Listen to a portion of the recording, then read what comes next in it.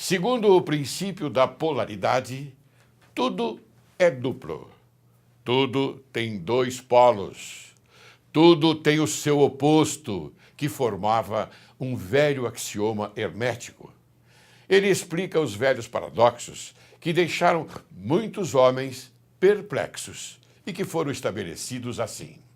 A tese e a antítese são idênticas em natureza, mas diferentes em grau. Os opostos são a mesma coisa, diferindo somente em grau. Os pares de opostos podem ser reconciliados. Os extremos se tocam. Tudo existe e não existe ao mesmo tempo. Todas as verdades são meias-verdades. Toda verdade é meio falsa. Há dois lados em tudo e etc. O princípio explica que em tudo há dois polos ou aspectos opostos, e que os opostos são simplesmente os dois extremos da mesma coisa, consistindo a diferença em variação de graus. Por exemplo, o calor e o frio, ainda que sejam opostos, são a mesma coisa. E a diferença que há entre eles consiste simplesmente na variação de graus dessa mesma coisa.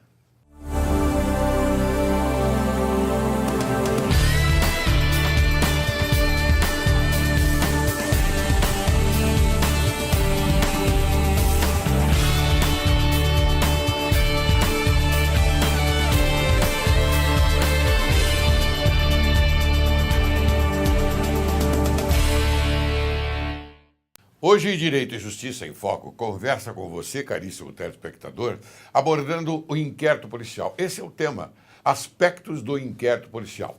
E nós convidamos um expert no assunto, o Dr. Walter de Oliveira Lima Teixeira, um grande advogado, um advogado que tem uma cultura invejável. Eu digo isso porque eu conheço muito bem. Mas quem é o advogado Walter Oliveira? É advogado, obviamente, responsável pelo setor de direito penal empresarial no escritório Celso Manuel Fachada Advogados Associados.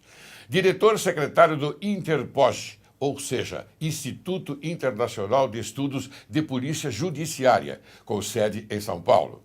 Foi vice-presidente da Comissão de Relações Corporativas e Institucionais da Ordem dos Advogados do Brasil, secção de São Paulo, membro da Comissão de Assuntos Corporativos também da mesma entidade e diretor jurídico adjunto da Associação Paulista de Imprensa.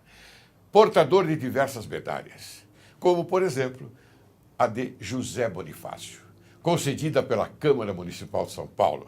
Medalha de Mérito Ambiental, concedida pela Sociedade de Heráltica e Medalhística de São Paulo. Medalha Constitucionalista, outorgada pela Sociedade Veteranos de 32.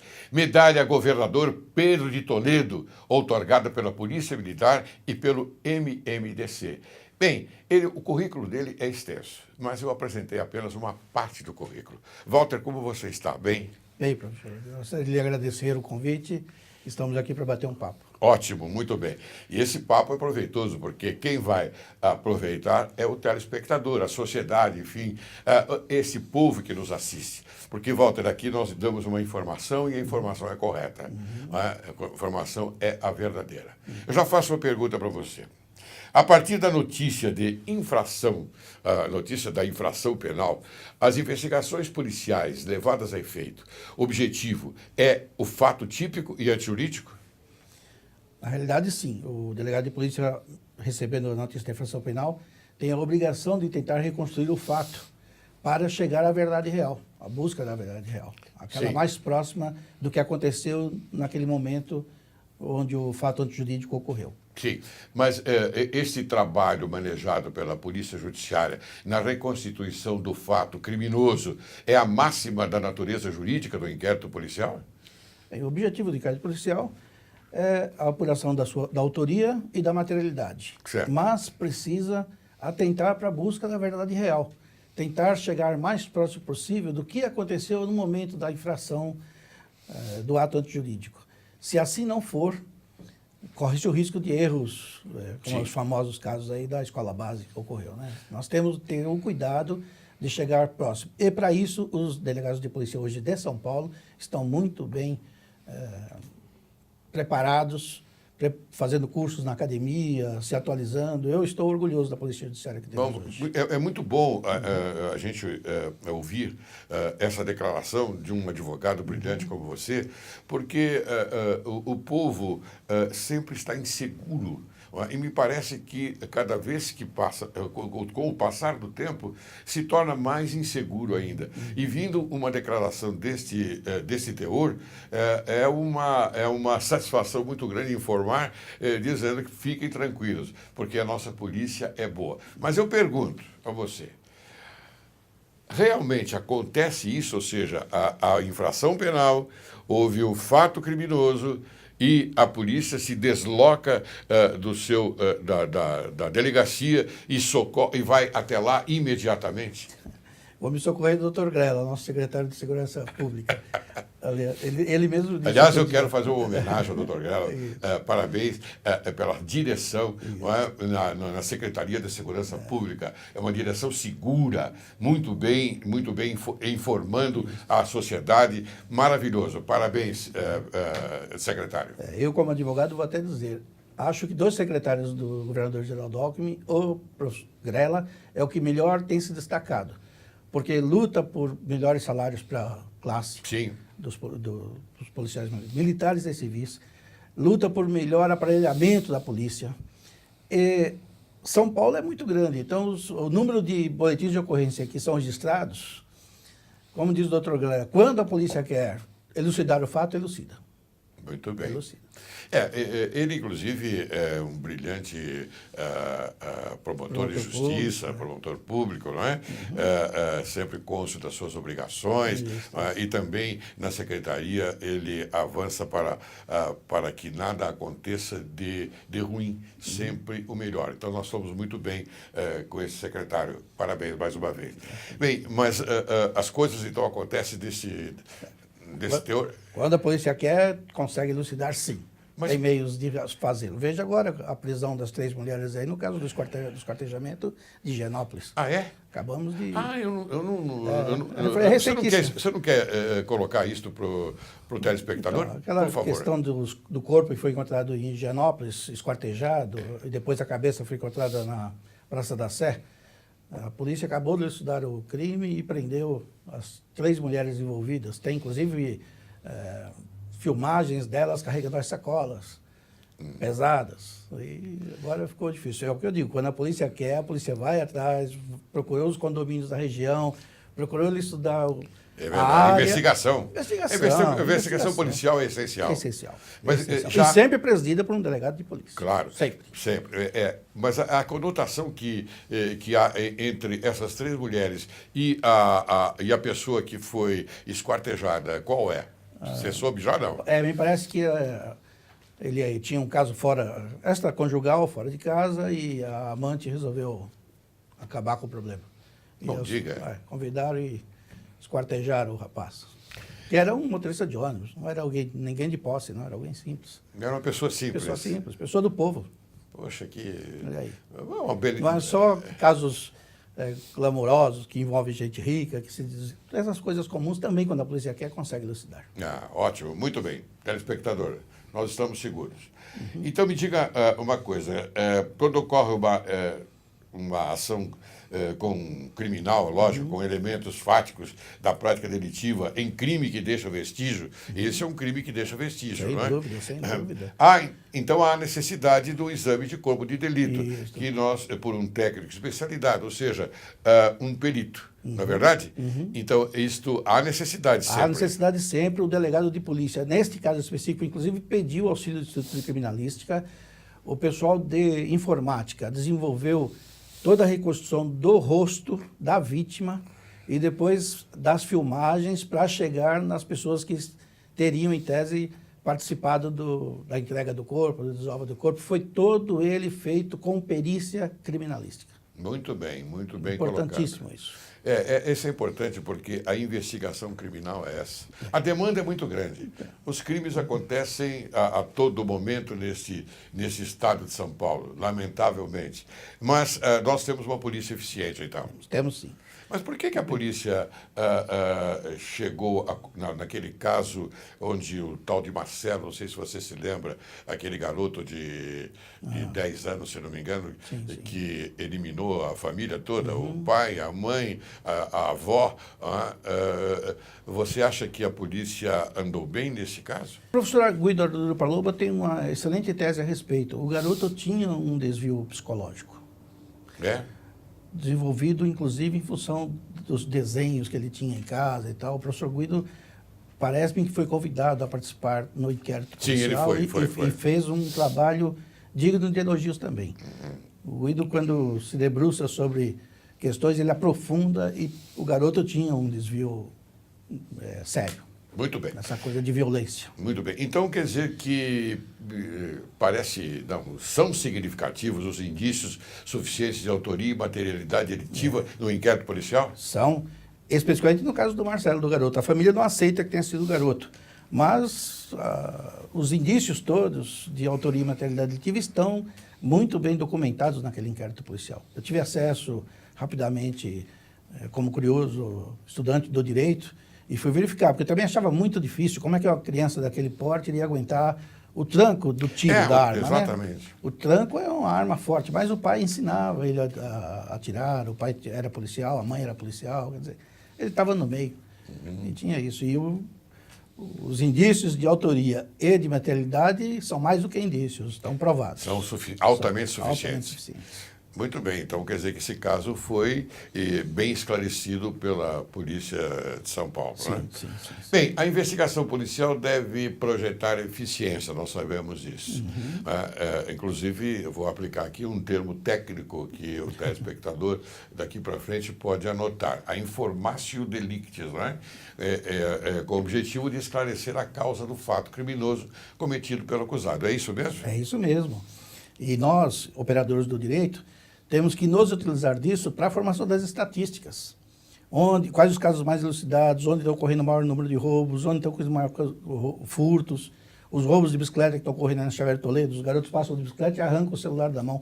O maior índice hoje de roubos é de telefones celulares. Celular, né? Celular. Então precisa tomar o máximo de cuidado, não se deve utilizar o telefone celular na rua. As pessoas ficam no ponto de ônibus, WhatsApp, acho que chama assim, o termo técnico, mandando mensagem no celular, o cara passa a bicicleta, arranca, desce aquelas cadeiras, mas quem pegue? Já está no baú. Então você, cara telespectador, ou cara telespectadora, você que acha que nós estamos vivendo num país das maravilhas, não é? Atente para esse particular, por favor, atente para esse particular. Nada de celular a tiracolo. Eu tenho visto isso pelas ruas de São Paulo. Celular a tiracolo. É mais fácil arrancar, não é? Inclusive a pessoa pode até se machucar. Não é isso? Os mais jovens que gostam de ir balada, colocar o telefone no bolso de trás é a forma mais fácil do punguista antigo retirar. Hoje nem se fala mais esse termo, punguista, mas o punguista era especialista em retirar sem você sentir. Era o furto. Furto dentro do ônibus era a coisa mais fácil do mundo. Hoje estão facilitando demais. As meninas vão com a saia curta, com o bolso traseiro, colocam o celular ali, naquele agito da balada. Quando vai ver, está sem o celular. Você que tem experiência e maturidade, gostaria que você informasse o telespectador. Você falou em punguista. Grande punguista do passado era o tal de Meneghetti, é isso? Muito, mão leve. Era mão leve, era, né? Mão leve, muito. E ele tinha uma habilidade toda especial para pular das casas, não é? Para entrar dentro das casas. Isso. Não é? Ele era muito habilidoso. Muito habilidoso e muito ético na função dele, se é possível falar em ética para um crime. Mas ele não tinha violência. Era educado, fino e um punguista de primeira. Oxalá que todos eles fossem assim, desse tipo. O Meneghetti... era mais romântico. Né? Era mais romântico, não é? Que bom, muito bom. Bem, eu vou aqui continuar com as minhas perguntas. Eu vou dizer, como eu falei em formácio delictis, eu queria que você então nos explicasse explicasse, para deixar bem claro ao telespectador, que nesta fase pode ser decretada também a prisão preventiva, não é verdade? Como garantia da ordem pública, da ordem econômica, por conveniência da instrução criminal ou para assegurar a aplicação da própria lei penal. É o artigo 312 do Código de Processo Penal, não é isso? Isso é real. Pode ser decretada na fase do inquérito policial a prisão preventiva? Normalmente os delegados pedem a prisão preventiva. Eles convencidos da autoria, convencidos de que ele pode atrapalhar pressionando testemunhas, convencidos de que ele pode fugir, pede a prisão preventiva, até mesmo a temporária, um pouquinho antes. A prisão temporária e em seguida a prisão preventiva. Ela precede, a temporária precede. A temporária tem prazo de até 30 dias, prorrogável. Diferente da prisão preventiva, que a prisão preventiva vai mantê-lo preso enquanto... Porque, inclusive, essa prisão temporária, segundo a minha observação, ela é própria para que a polícia possa fazer as investigações adequadas, né? Isso, sem que a pessoa possa interceder nisso e atrapalhar isso. Isso acontece muito, Walter? Por favor, diga para o telespectador. Não tanto quanto necessário, porque a polícia... infelizmente não consegue atender todos os casos, mas nos casos mais sérios que nós temos visto, a polícia pede a prisão temporária para evitar sumiço de provas, que o pessoal hoje em dia anda colocando aí. Veja o caso do Paulo Roberto, sem nenhum... Sim, é público, pode falar, não tem problema nenhum. Sem um julgamento, pré-julgamento dele e tal, estava escondendo provas das transações em que ele operou junto à Petrobras e tal, por isso o delegado pediu a prisão temporária dele foi concedida. E ele está preso até hoje, né? Ele foi solto e preso novamente. E agora preso novamente. Preso novamente. Muito bem, mas vamos aqui continuar com as nossas observações sobre o inquérito policial. O Ministério Público pode realizar as investigações criminais em um inquérito policial?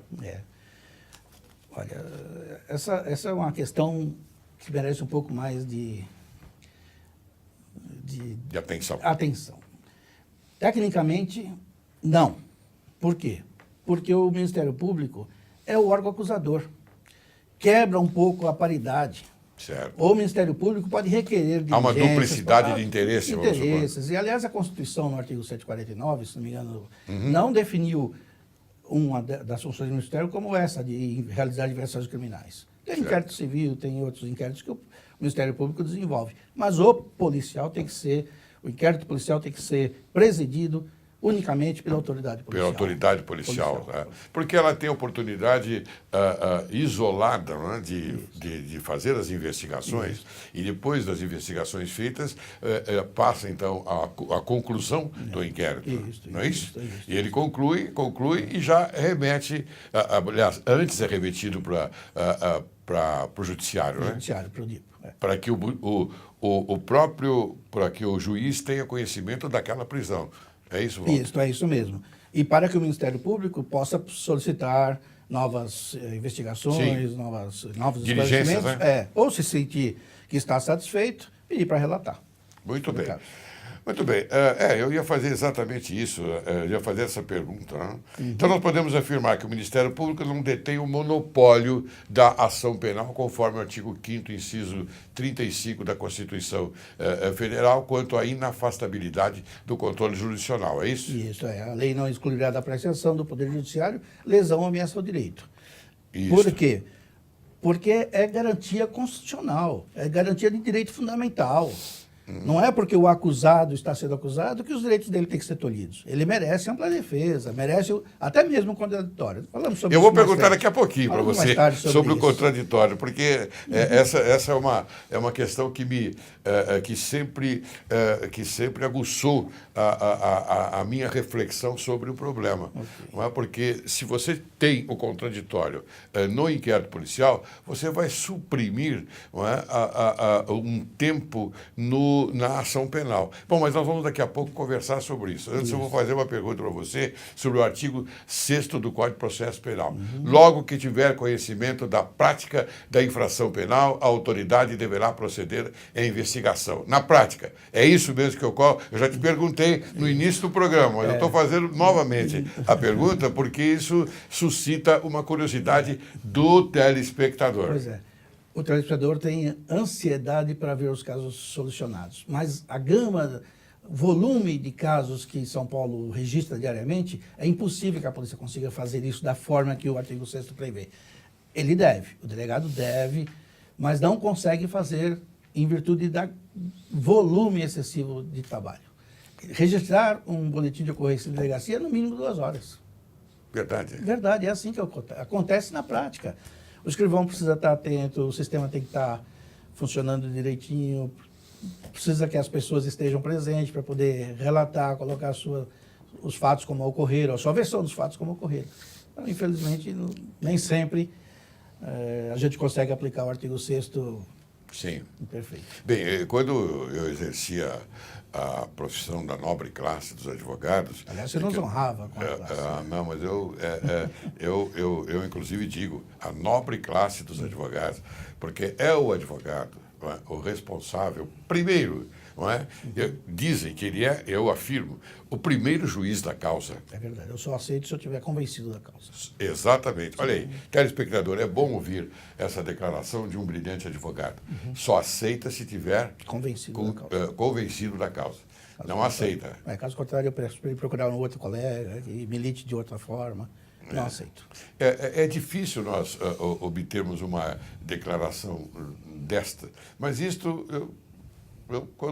Quando eu fiz a apresentação do Dr. Walter, eu naturalmente me posicionei no sentido exato daquilo que ele ostenta.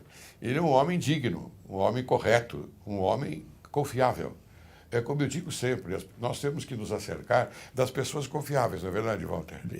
Deveria ser assim. Né? Se todo mundo, deveria ser assim? Deveria ser assim. Se todo mundo fosse confiável, sério, e aplicasse a ética como condutor da sua vida, o mundo seria tão mais fácil para todos nós. É porque não é difícil, né, Walter? Não é difícil. Basta querer, professor. Basta querer, né? E por que o ser humano, ele sempre adentra o caminho do mal e não do bem? Há, inclusive, uma reflexão sobre isso, não é? Quer dizer, há uma reflexão que se vai mais pelo lado do mal, porque o bem é a própria restrição do mal. É isto? Eu acho que é por aí. As pessoas... Ou o mal, pelo pouquinho. O mal seria a restrição do bem. É isto. Corrigindo. O mal é a restrição do bem. As pessoas, infelizmente, pelo aspecto material das questões, excedem, esquecem da ética e praticam o mal em vez de cultuar o bem. Isso é lamentável na nossa sociedade, né? E há uma proliferação muito grande, porque nós sempre encontramos essas mazelas no comportamento das pessoas. Bem, eu vou fazer uma pergunta para você agora, meu querido Dr. Walter, que eu gostaria que você respondesse no segundo bloco, tá bom? Pois não. A pergunta é a seguinte: podemos afirmar, então, que o inquérito policial é executado pela Polícia Judiciária com o objetivo de corrigir provas encontradas por ocasião do cometimento do ilícito penal? Essa é a pergunta que eu faço a você. Eu não estou sendo repetitivo, não, mas eu quero informar bem o telespectador. Eu vou chamar um pequeno intervalo. Logo depois do intervalo eu explico. Tá bom. Você aguarde que logo, logo retornaremos. Não saia daí, não. É um programa excelente sobre conhecimentos que você deve ter. Até já.